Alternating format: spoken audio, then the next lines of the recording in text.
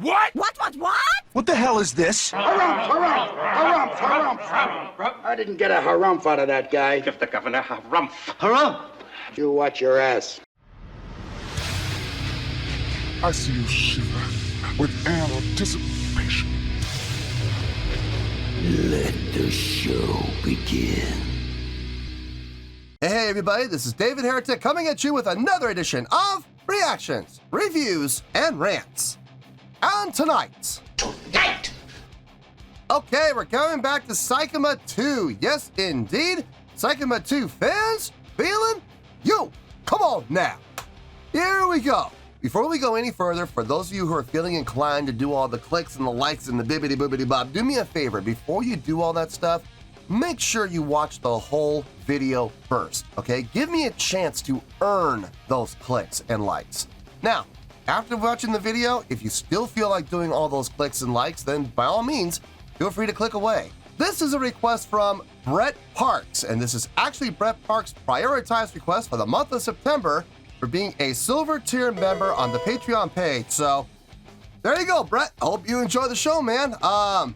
Brett wanted to see me react to this by Seikima II called Legend of the Red Ball. Now, have I heard this song before? No, I have not. To the best of my knowledge, this does not resonate with me in any way, shape, or form. However, there's always a possibility I may have heard the song in passing and I just don't realize it. So as always, if I start listening to the song and I suddenly go, okay, yeah, wait a minute, I've heard this before, I'll let you know. That's the truth. You know me, I'm gonna be honest with you guys. This was posted by Dayman2, okay? And the video has 854,962 views. It'll get you there. Other than that, there's really nothing else left to say. Link to the original video will be down below in the video description for your viewing pleasure at your leisure. Let's get started. What do you say? Are you ready? Are you ready? Because here we go. All right, here we go. I don't know. Look. This is the link that Brett gave me. Okay, I have no idea what that says. It could be cursing me out for all I know. I have absolutely no clue. But this is the link I was given, so this is the link we're going to use. If it's the wrong link, do not blame me. Blame Brett. All right, let's do this. All right, boy, let's do this.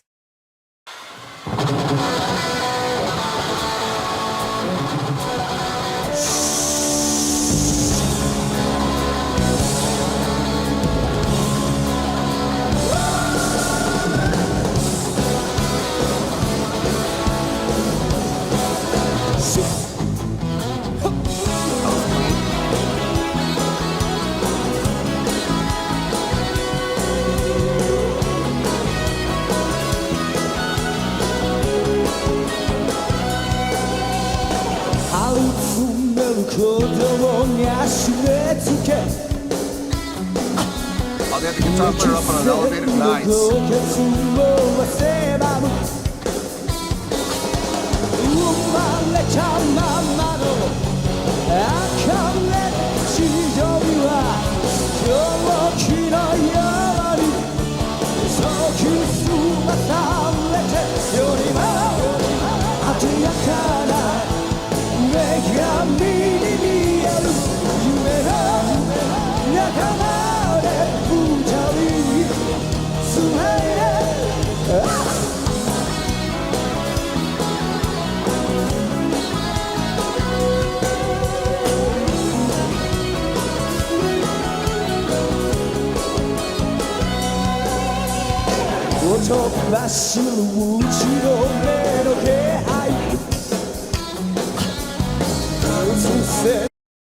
Good place to say to pause.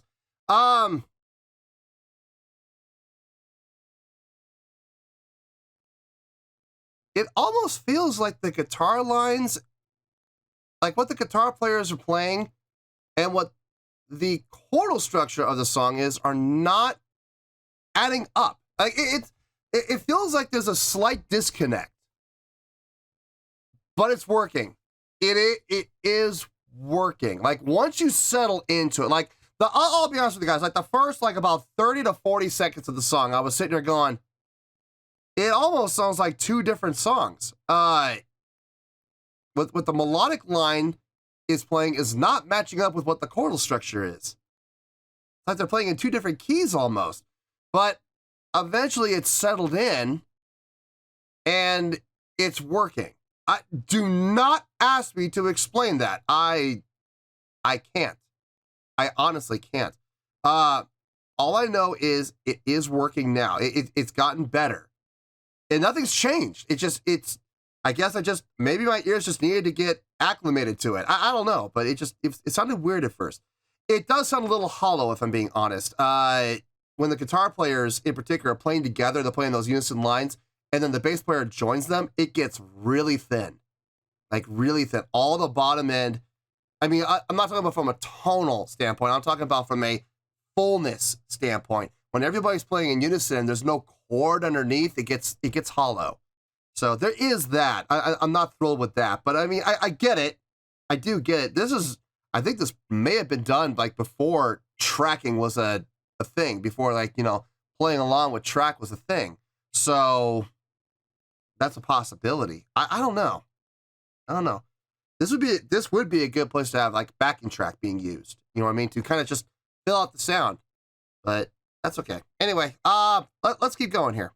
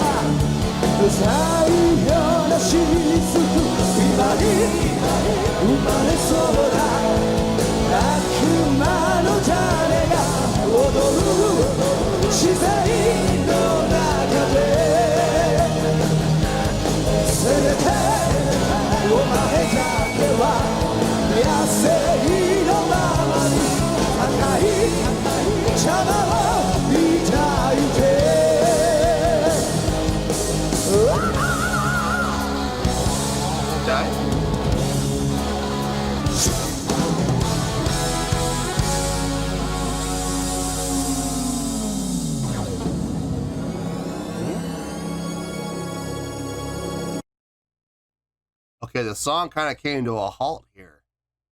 I heard that little decelerando, and now everybody's hit the sustained note, faded out, and now we're hearing this keyboard swelling up. I wonder what they're setting up. They're setting up something. I don't know what, but they're definitely setting up something with that type of a fade out into a swell in. Vocally, I like what they're doing vocally with the harmonies. That sounds great. I'm digging that. And the guitar playing is clean. It is definitely clean. When they are playing two separate things, when you have one who's doing kind of the melodic line and the other one's playing the chords, it sounds a lot better though when they do that. When they have both of them playing together in those unison lines or harmonized lines, whatever the case may be, and the chords drop out, it gets thin. So I like it when they're playing two separate things. It sounds better. It sounds fuller. It's more appealing. Anyway, let's see I'm curious to see where this is going to go. I heard that build up.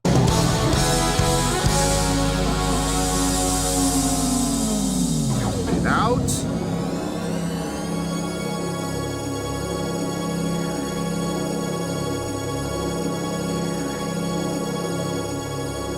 What's going to happen?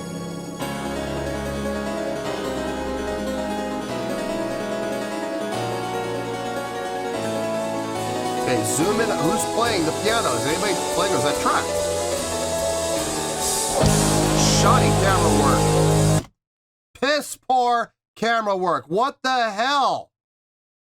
Look, if someone's playing piano, I want to see it. God, man, seriously? Or is that track? If it's track, it's okay. But okay, maybe there is no one playing. Maybe it is track. Okay, never mind. I take back what I said. If that's track, I don't see anybody playing a piano. I don't think so. No. Okay. So it's probably track. Okay, then forget it. Forget what I said.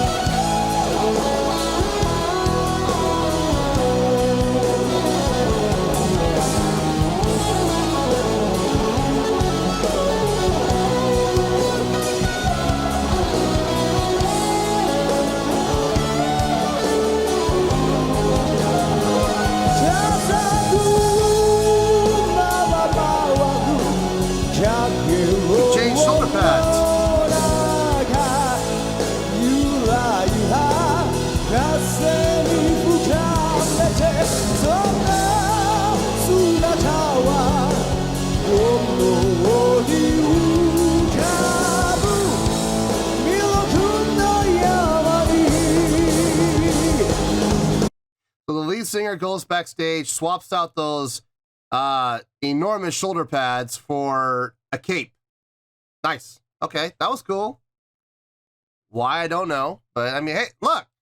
All part of the show. So, I'm not complaining. I'm wondering why. Why the need to do that? Beats me.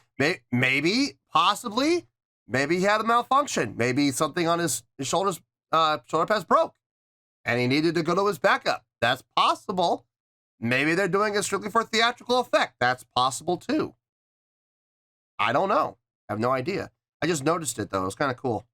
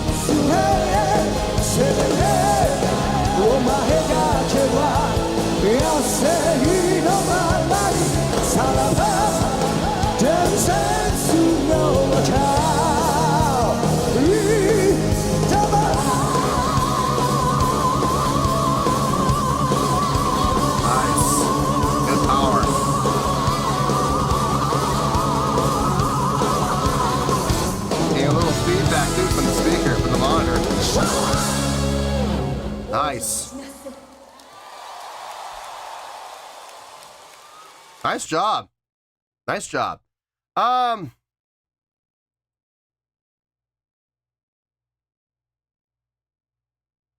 Really isn't a whole lot to talk about. If I'm being honest, the song is pretty straight ahead.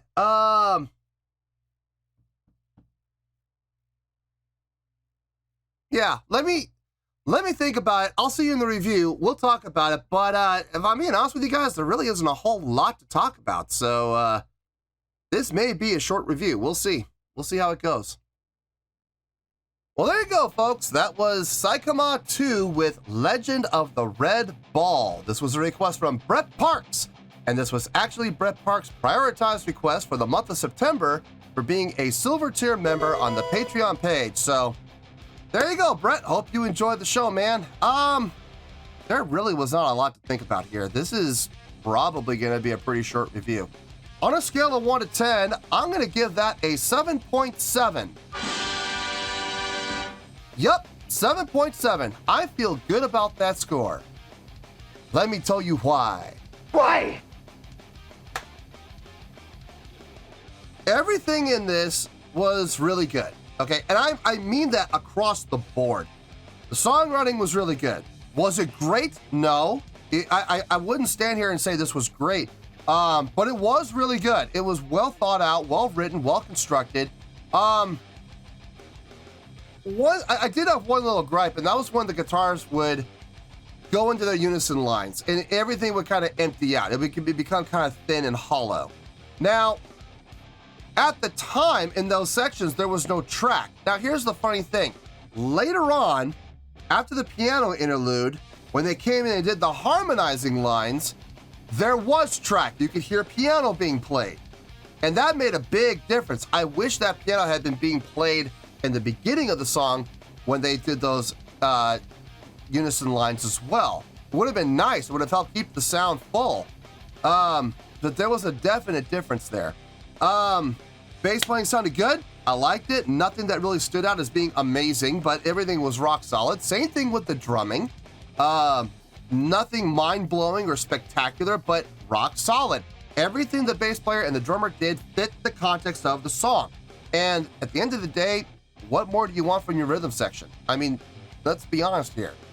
That's the most important thing, and they did it. They absolutely did it.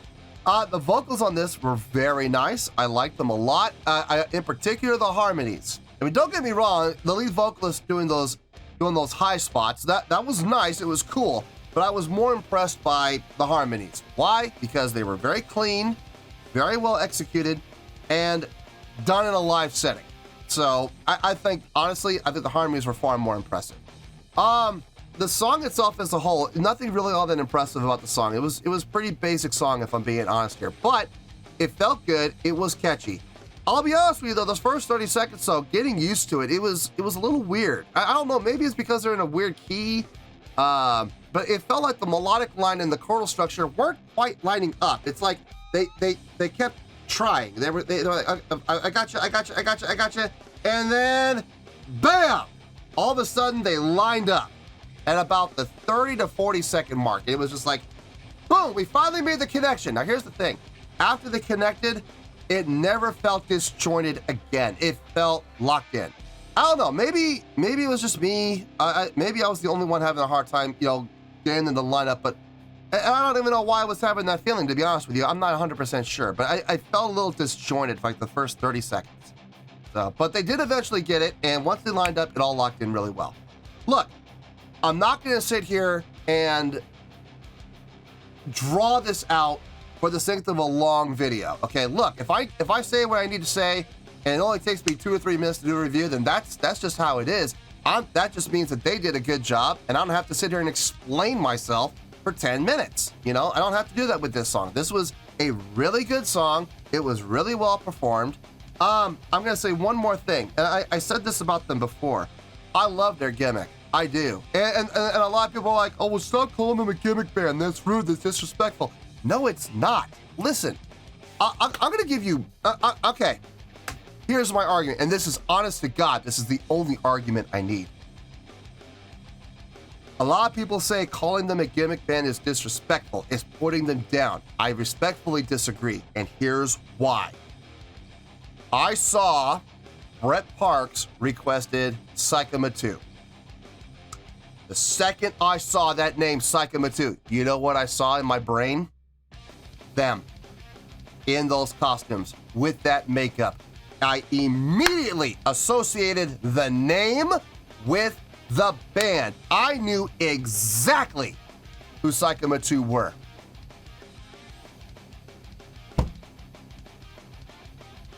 The defense rests. I mean, I'm serious. This is not being disrespectful. It's pointing out something that works for them. They're standing out in a crowd of hundreds of other bands. They are doing something that sets themselves apart. Now, here's the thing, and this is what a lot of people do not understand. Just because bands use makeup and use elaborate costumes to create a gimmick, that does not mean that they rely on that gimmick because they can't play. That is not the case here, okay? They can obviously play. They write some great songs. It's obvious, okay? But they're standing out in the crowd because of their gimmick. It separates them from the pack and makes them stand out and be unique. Like I said, I saw the name, Seikima II, and I didn't have to think. I didn't have to sit there and go, which band is this? Is this the band with the female violin player? Is this the band with the crazy hair? Is this the band that, does that? No. The minute I saw Seikima II, I knew exactly who that band was. They're the band that are heavily influenced in their look by Kiss. They have the great makeup, they have the great elaborate costumes, and they write great music, and they play that music well. That is what went through my head. Immediate association with their name, with the band. That's what the gimmick is for, and the gimmick works for that reason. Now, if people are still gonna sit here and say it's disrespectful, then you know what? Fine, have them take off the music, have them take off the costume, have them take off the makeup, and let them be and look like just like every other band out there.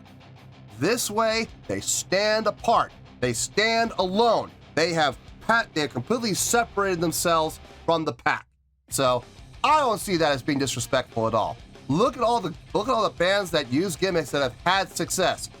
First and foremost, look at Kiss. Okay, that's first and foremost. Look at Gwar. Look at Iron Maiden. Yes, Iron Maiden is a gimmick band.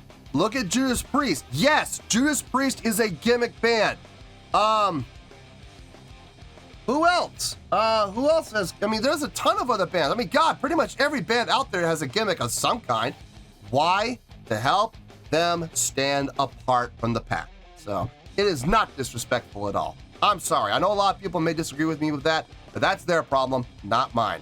I can keep everything in perspective and keep everything in check, and I say that with the utmost respect because they're smart and they're using that gimmick to help separate themselves from everybody else. So, anyway, 7.7, I feel good with that score, and that is where we're going to stay. So, 7.7, final score, I have spoken.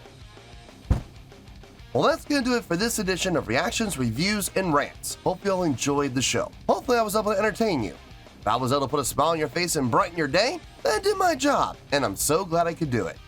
If you guys feel like joining the fan base, go ahead and click on that button down there. If you guys want to like the video, go ahead and like the video. If you guys want to ring the bell, go ahead and ring the bell. It honestly doesn't make any difference at all to me, but if you guys feel like doing these things, then by all means, feel free to do so. Well, that's going to do it for the night, folks. Thank you very much for watching, and as always, this is David Heretic signing off, reminding you to stay fabulous and support each other. Later. Peace.